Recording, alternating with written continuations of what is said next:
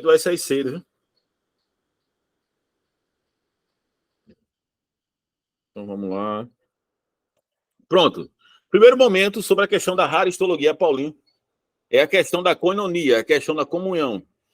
Para que a pessoa possa manter-se, né, depois de ser salva em Cristo Jesus, com essa alegria em doses altas de dopaminas espirituais que discernem tudo e por ninguém é discernido, deve ter uma pessoa está intercambiável com outras pessoas dentro da comunidade eclesial. Depois é a ideia de que para continuar alegre é saber que Cristo começou a obra e está nos preparando até o dia de Cristo. Como nós, analogamente, Jesus nos deixou claro que nós somos a noiva e ele é o noivo, é como se fosse os apóstolos da igreja do primeiro século, eles tinham a ideia de que eram aqueles que ornamentavam. Quem vai dizer isso é os pais do primeiro século, como Agostinho, Tertuliano e Justino Mártir. Até aí tudo bem, meus irmãos? Tá tudo ok aí? Sim. Então vamos lá. Vou falar mais um ou dois pontos para a gente esperar até a próxima aula agora. Eu estava pensando em colocá-la dia de quinta-feira. O que é que vocês me dizem, meus irmãos? Parece que está sendo melhor quinta-feira à noite do que é o sábado. Vamos lá. Filipenses, capítulo 1, verso número 12.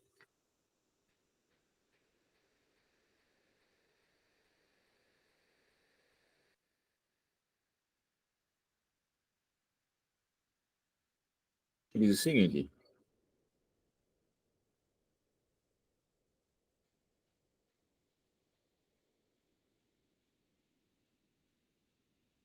e quero, irmãos, que saibais Que as coisas que aconteceram comigo serviram para maior progresso do Evangelho. Eu vou repetir aqui. E quero, irmãos, que saibais que as coisas que me aconteceram contribuíram para maior proveito ou progresso do Evangelho.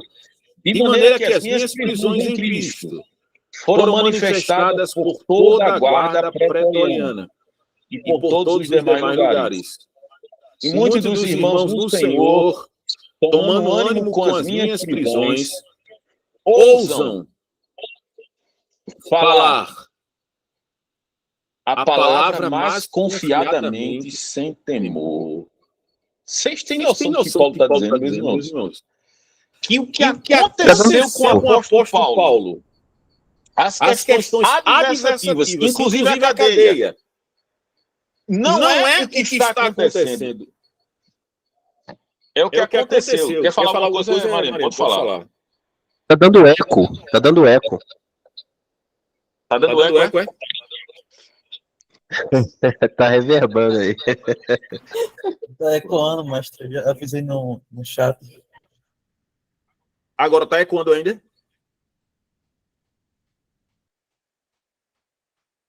Tá ecoando Agora ainda? normalizou.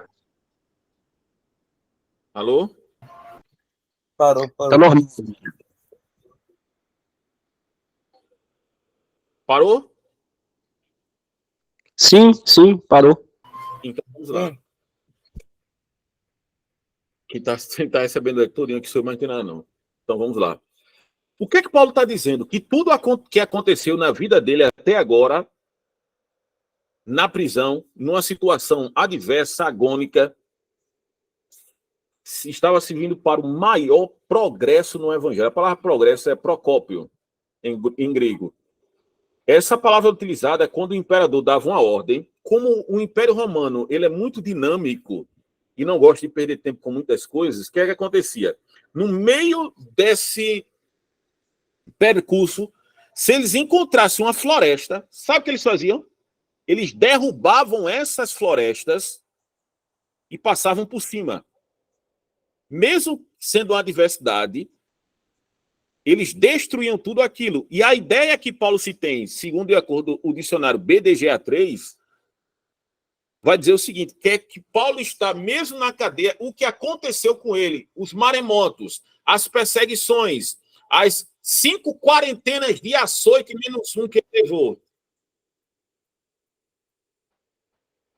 Seja bem-vindo, Henrique. As 5 quarentenas de açoite menos 1 e outras coisas, tudo isso serviu para progresso, para avançar a igreja. E qual o avanço que tem? Paulo vai deixar bem claro. As minhas prisões, né, foram manifestadas em toda a guarda pretoriana romana. O que é isso, meus irmãos? O diabo e os seus asseclas, pensando que Paulo estava reduzido a ambiência insalubre, tétrica, limitada a ver pessoas, Paulo fez a prisão de um ponto de pregação. Por quê, meus irmãos? A alegria cristã que nós temos é que tudo que acontece é para cumprir-se o propósito de Deus na vida das pessoas. Lembra do que Martinho Lutero dizia? Que um trono sem Cristo é uma masmorra e uma masmorra com Cristo é um trono. E Paulo diz também, Martinho Lutero, existem 3 formas de conhecer a Deus, a Bíblia, a oração e a dor.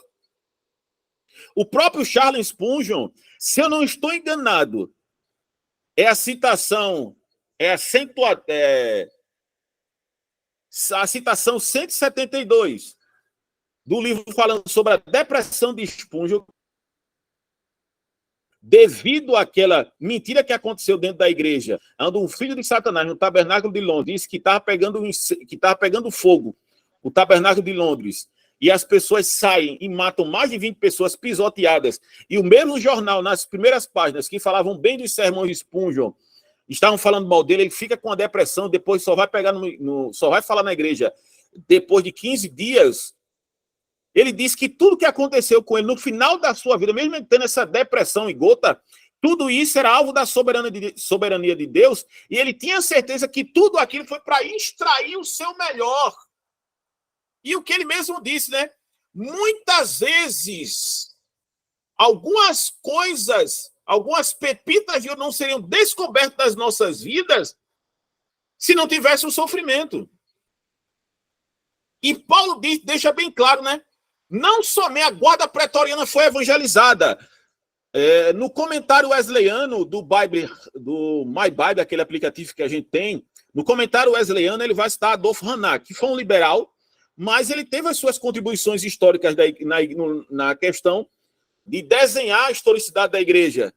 E ele vai deixar bem claro que o cristianismo ele cresceu uma das formas muito rápido. Por quê? Porque os guardas romanos eles foram alcançados pelo evangelho.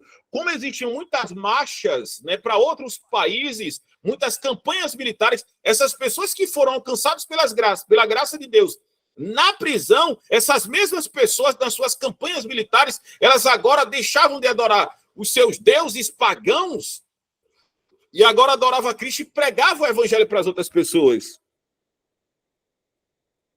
E Paulo vai dizer que, em vez da cadeia dele exaurir a força dos cristãos, o qual estava dando ao contrário. Estava dando ânimo para que as pessoas pregassem de forma mais violenta, com mais confiança e sem temor do Império Romano.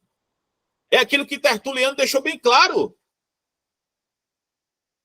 Que os mártires da igreja, o sangue que era derramado no chão, era a semente do evangelho sendo pregada com a própria vida. Então, nós devemos estar alegres que nada, absolutamente nada acontece por sorte ou por azar ou por mera coincidência ou obra do destino. Tudo que acontece na nossa vida é para nós nos alegrar, porque é para cumprir o propósito de Deus sobre a nossa vida. Provérbios capítulo 16, verso 1, o que é que diz? Do homem são as preparações do coração, mas do Senhor a resposta da boca. Verso de número 9, do mesmo capítulo 16. Que o coração do homem trilha os seus caminhos, mas é o Senhor quem dirige os passos. Romanos capítulo 8, verso número 28. Que todas as coisas cooperam para o bem daqueles que amam a Deus, segundo o seu eterno propósito. 2 Timóteo, capítulo 3, verso 11, Paulo vai dizer: bem vos lembrai-vos, Timóteo, do que eu passei na Bitínia, na Missa, em outros lugares, todos esses problemas, mas o Senhor de todas elas me livrou. 2 Coríntios capítulo 4, verso 17, que a nossa leve e momentânea tribulação produz em nós um peso de glória muito excelente, não atentando nós para as coisas que se veem, mas pelas quais não se veem, porque as que se veem são temporais e as que não se veem são eternas. Então é a ideia de que tudo que acontece na vida cristã é para cumprir o propósito e o plano de Deus, mesmo que de forma adversativa. E aquilo que o próprio Agostinho dizia: Senhor, aonde os meus sonhos não são os teus, que o Senhor destrua. Dona Mônica, que era mãe de Agostinho, orava incessantemente para que ele viesse a ter um encontro real com Cristo. Veja como são as coisas. Quando Agostinho vai para Roma, juntamente com a sua mãe e com o seu filho, para ser batizado pelo bispo Ambrósio, quando ele retorna para a África, no meio do caminho morre a mãe dele e o filho dele. Em nenhum dos seus momentos, Agostinho atribui esses males ao léu da sorte, mas ele entendeu que tudo isso era parte integral do propósito de Deus para a vida dele. Eu estou vendo aqui, tem 2 mãos levantadas, é isso? Tem uma ou tem 2? Pode falar, Mariano.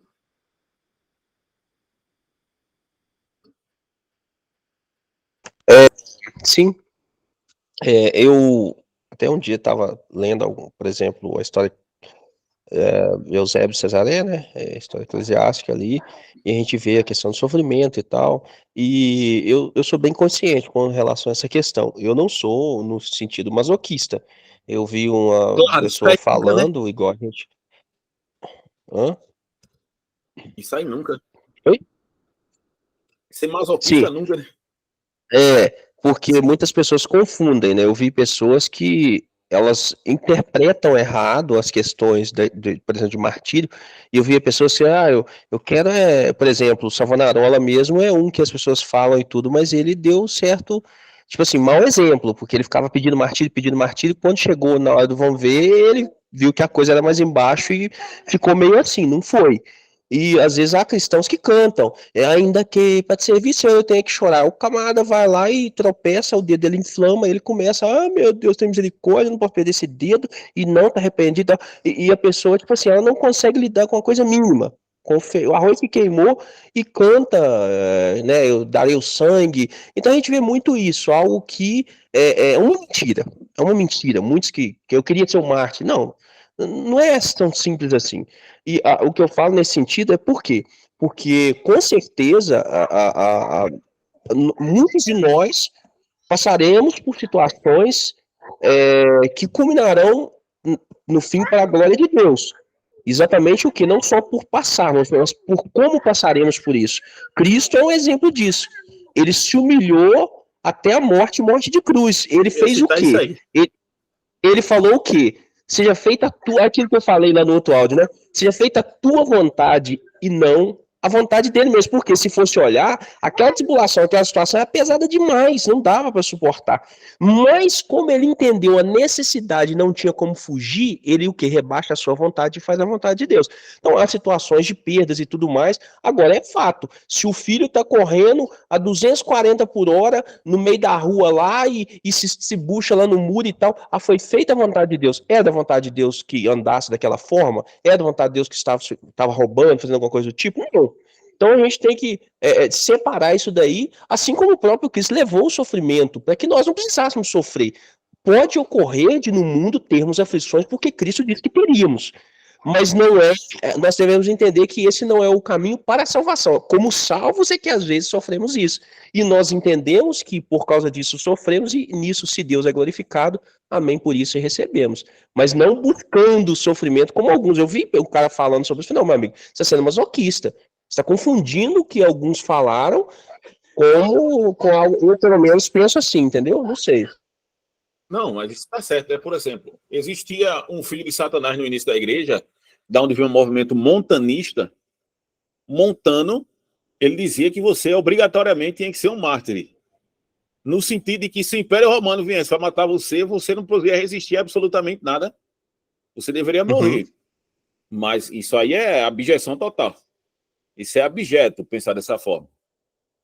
Mas tem um martiriologista puritano que é muito bom, não sei se eu ouviu falar, que é a questão dos mártires da igreja, não é? O nome certo é Voz dos Mártires, que é de John Fox, que ele vai narrar a história dos primeiros mártires cristãos. E tem um livro muito bom, né? Que é sobre a questão, o sofrimento da pessoa. Eu me esqueci o nome do autor católico, ainda paguei até para poder baixar esse livro. Depois eu vou me lembrar a ideia central desse livro.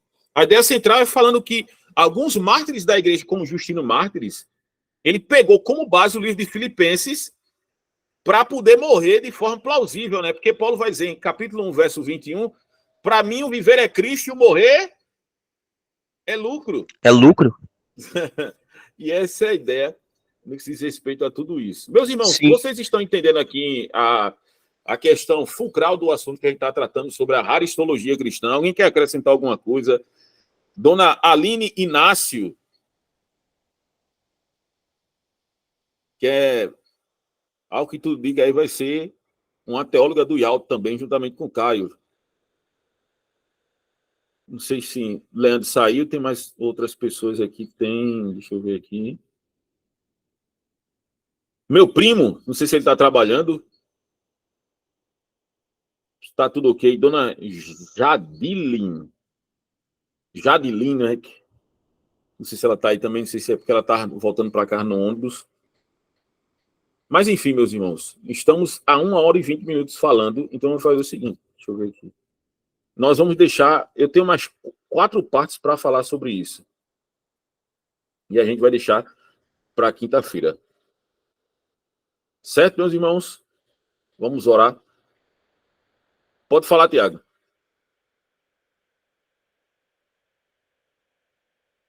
Tiago?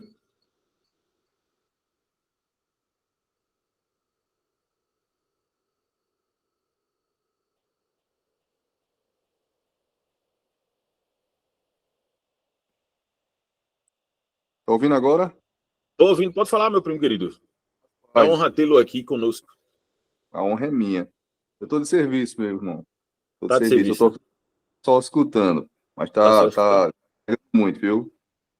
Agregando muito. Então, O assunto é muito pertinente e atual, né? A gente vê uma distorção muito grande em relação ao que o irmão Isaías estava tocando aí, a questão do sofrimento, tanto para os dois extremos. O cristão não pode sofrer de forma alguma, e o outro extremo, que é o que o irmão tocou, que é a questão do sofrimento do masoquista, né? Como o senhor falou. Mas é muito pertinente, viu? O assunto é muito interessante. Estou gostando muito. No medida do possível, aqui eu estou acompanhando, ouvindo o senhor falar, viu? Certo.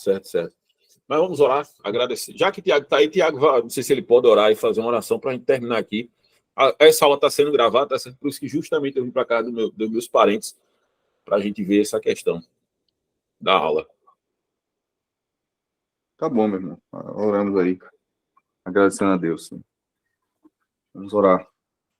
Senhor nosso Deus, nós te louvamos e a ti damos graças pela tua bondade e pela tua misericórdia que tem se renovado a cada dia, pela vida de cada um aqui presente, dos que estavam presentes e precisavam sair, dos que não puderam participar hoje dessa aula. Agradecemos pela vida do nosso amado irmão e professor que tem nos alimentado aí com a tua palavra, Senhor, nós te louvamos. Oramos para que mais pessoas, estudos, porque eles edificam muito, trazem crescimento e nos dão graça.